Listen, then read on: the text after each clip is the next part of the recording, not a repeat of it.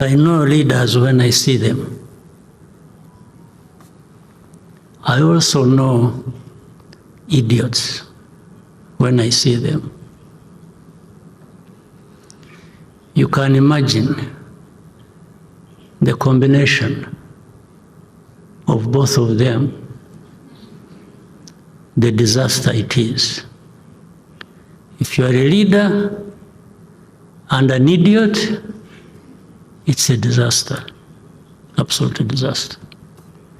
What if one of Africa's most influential leaders stood up and demanded an end to the hypocrisy that has plagued the continent for decades? In a fierce and unapologetic address, President Paul Kagame of Rwanda unleashed a scathing critique of Africa's corrupt leadership. With a reputation for defying international norms and delivering blunt truths, Kagame's words cut through the complacency that has allowed corruption, mismanagement, and incompetence to thrive at the highest levels of African governments. But why now? And what does this mean for Africa's future? Here, we would like to take a moment and thank you for supporting us and being a valued part of our strong community. And if you are not yet a member, we encourage you to join us and help build an even stronger community together. Let's get started.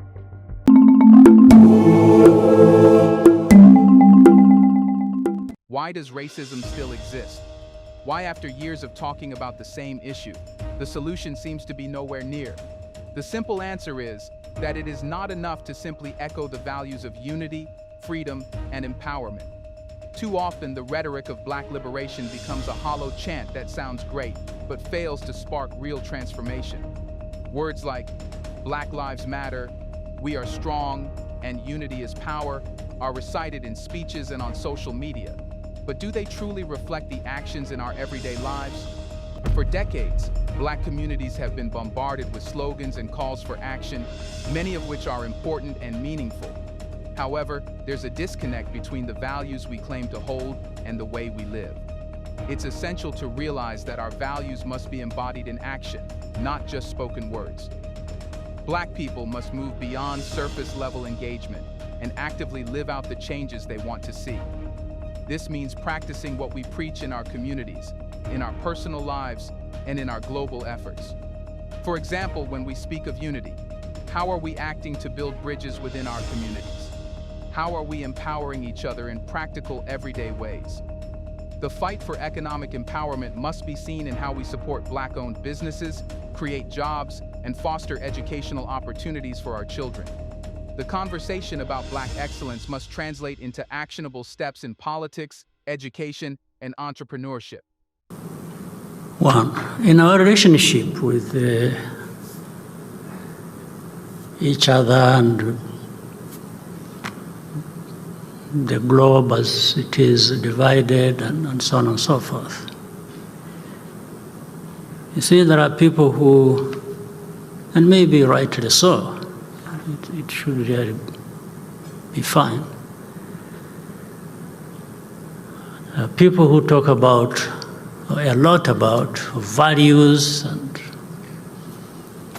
interests, and so that those must be fulfilled. I actually agree.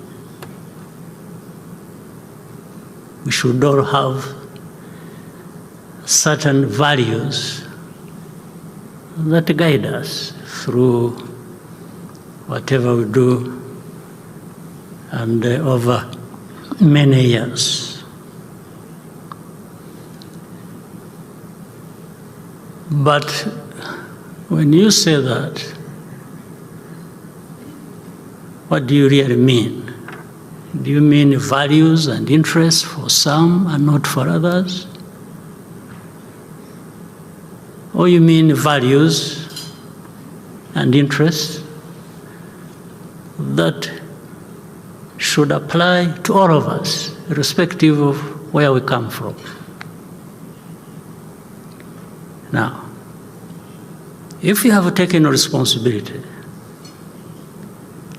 a global responsibility to say there are certain values you are going to insist on, you are going to push for as hard as you can,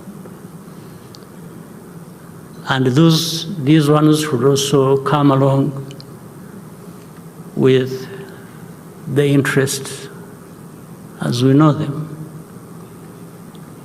Still, that's fine. But it also gives you a responsibility to really walk the talk, or to mean what you are saying. If you're talking about values, then I'm sure you mean that, and the first person to respect those values are those who emphasize them.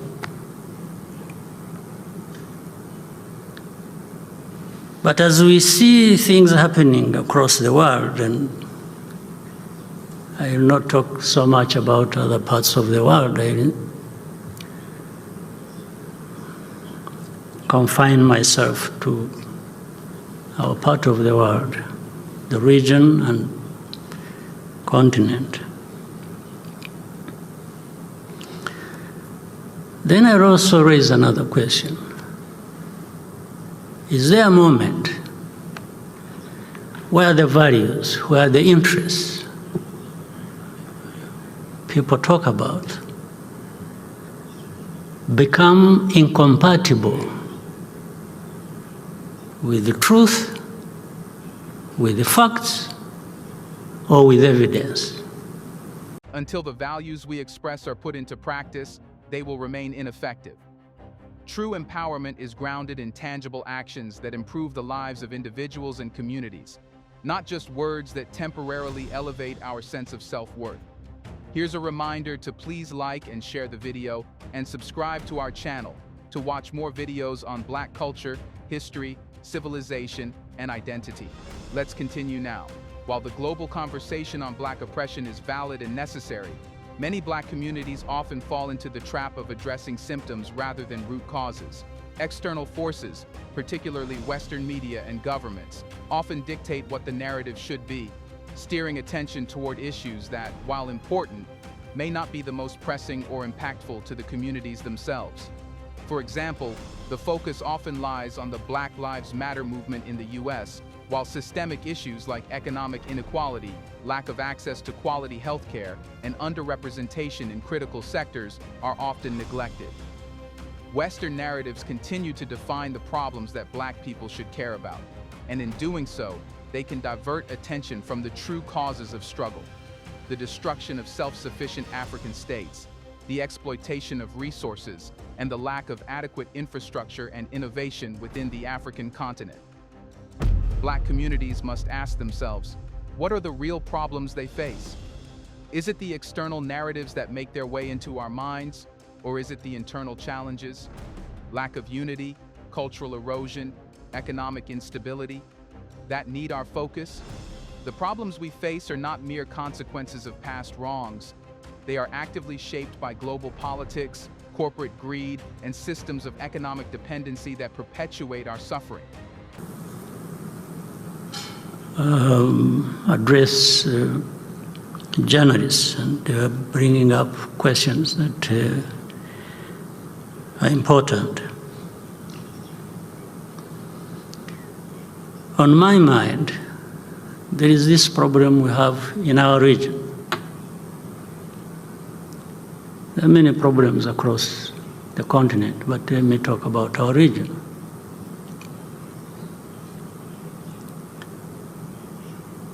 And I'm going to do that because Rwanda bears disproportionately a huge amount of burden relative to our responsibility in any wrongdoing, if at all. And again, it plays out like that, selectively, and on the basis of the disparities that are in the world, where evidence facts, even what is right, don't really matter. What matters is what somebody else must say, irrespective of whether what they are saying takes into consideration facts, evidence, or truth. You know, the problem we have in our region, in Eastern Congo, that has brought in so many countries to be part of it from our continent, but there have been even more countries from outside of our continent involved in one way or another, and unfortunately, many times the wrong way. And this wrong way, we are told, must be the one to prevail.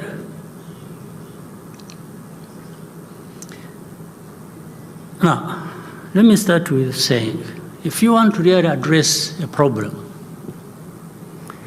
there is no better way of doing that than bothering to look at and addressing the root cause of that problem.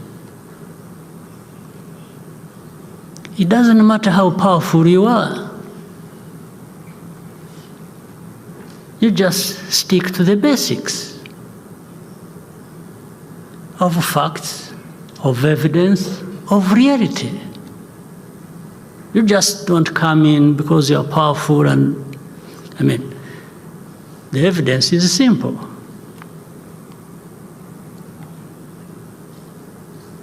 We have heard the UN, the peacekeepers under the UN in that country for close to 3 decades.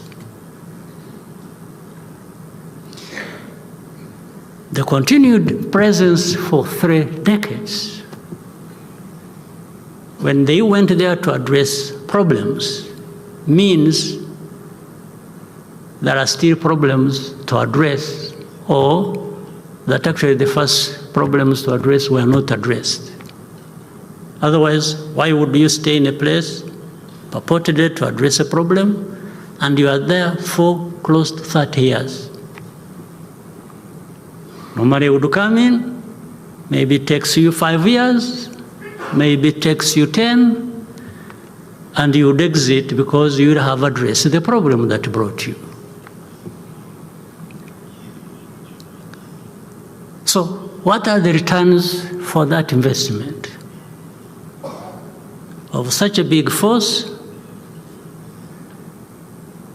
under such a big body like UN, and so much money spent on that?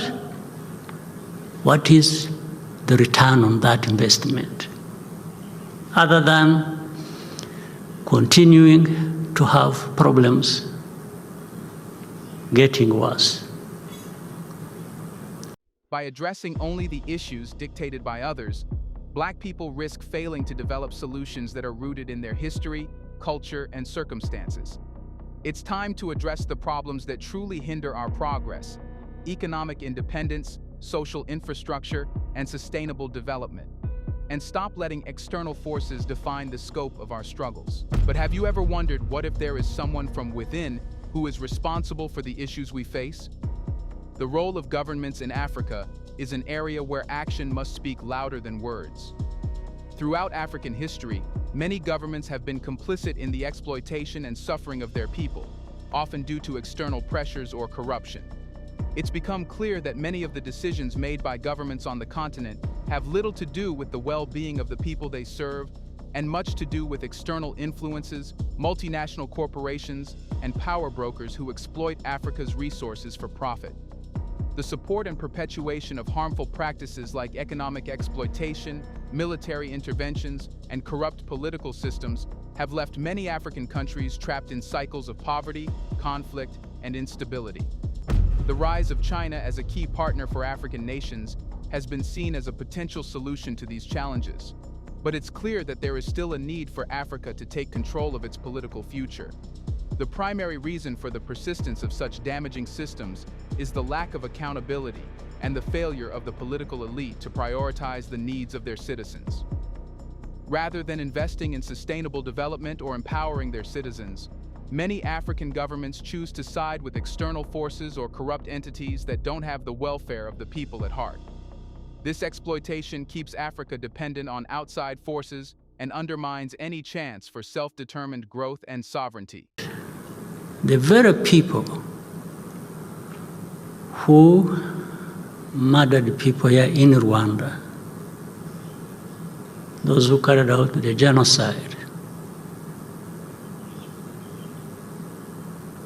still exist, are still armed, are still practicing their ideology of genocide in our neighborhood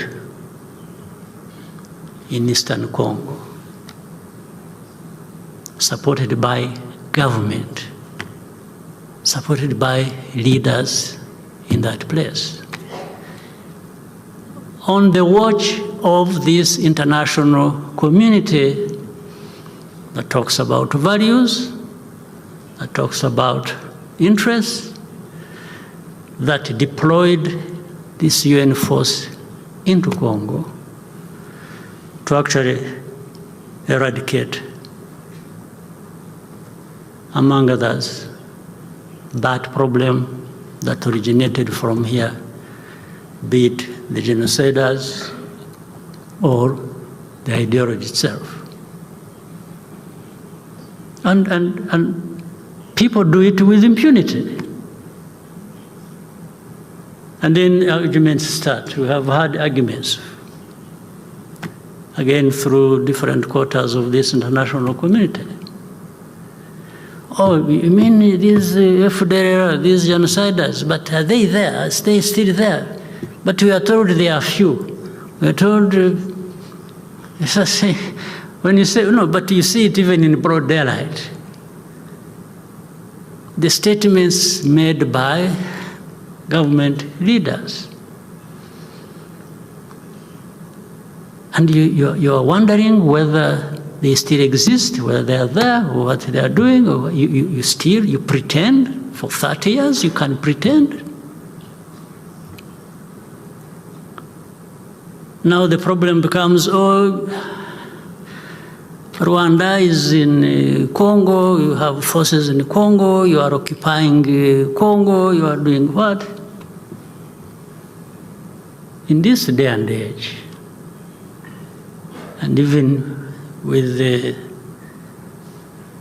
Rwanda, its capacity, are we people who can actually do that? That limited capacity of ours, but even why? Why do you? What came first? Is it this problem that we have to deal with? Threats, daily threats, regular threats against our country and relating to our history? Or because of that, or in addition to that, we now want to become people who can go and occupy places? Really, the people, can they convince anybody that they even believe it, or they are using it simply as an excuse? Even if you believe it, why don't you find a way of denying Rwanda this excuse and remove these people from there? Because that is even in the mission that took there the UN peacekeepers. For real change to take place, these systems must be dismantled. The accountability of African governments to their citizens needs to be taken seriously, with leadership that places the welfare of the people above their political interests. Only then can Africa begin to heal, rebuild, and stand strong against the forces that have exploited it for centuries. But why are we not seeing change? One of the most significant barriers to progress for Black people, whether in Africa or the diaspora, is the failure to truly take ourselves seriously. This isn't just about self-respect, it's about acknowledging our power, intelligence, and potential without the need for validation from external forces. For centuries, Black people have been subjected to stereotypes, racism, and marginalization. And while the fight for equality continues, we mustn't internalize the limitations placed upon us by others. Taking ourselves seriously means recognizing our worth and developing our systems of education, self-sufficiency, and cultural preservation.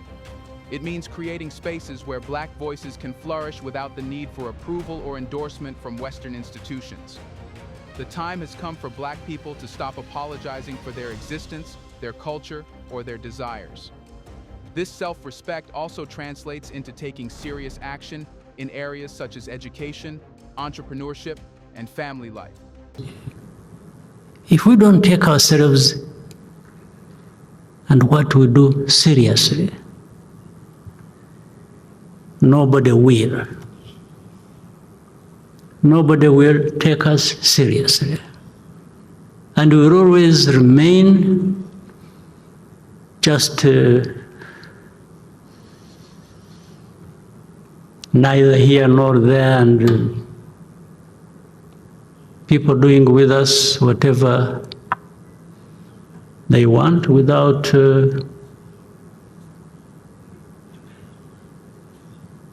any of us asking, I say, why? What is this?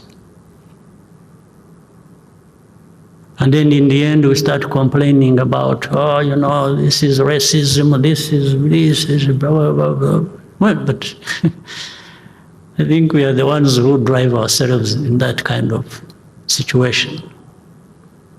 There are things we need to be rejecting and doing so openly and without fear or favor. Why? Why can't we do that? Why are we not the kind of people? Why do we even need to have a problem like that one in Eastern Congo, needing a solution from the UN, from some countries? Why? Why can't we?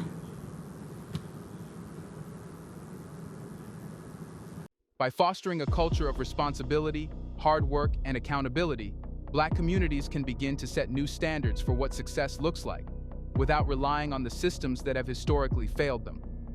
Kagame's message is simple. As Black people, we can no longer afford to just talk about change. We must embody it, live it, and create it in our daily lives. This means acting on the values we express, addressing the real problems that face our communities, and eradicating harmful systems of government that perpetuate our suffering. Most importantly, we must take ourselves seriously, recognizing that our self-worth and power lie within us, not in the approval of outside forces. Only by doing this can we create a future where Black people truly thrive, not just survive. Do you think the time has come when we stop looking extremely for change? Will the change occur if we change from within? Let us know in the comments section. Do you think Africans are ready for a new era? Do you want to watch more videos like this one? If so, subscribe to our channel and press the bell icon next to it. We have decided to bring videos on something nobody talks about: the Black culture, civilization, history, and evidence about how glorious Blacks have been. Thanks for watching, and until the next video, stay tuned.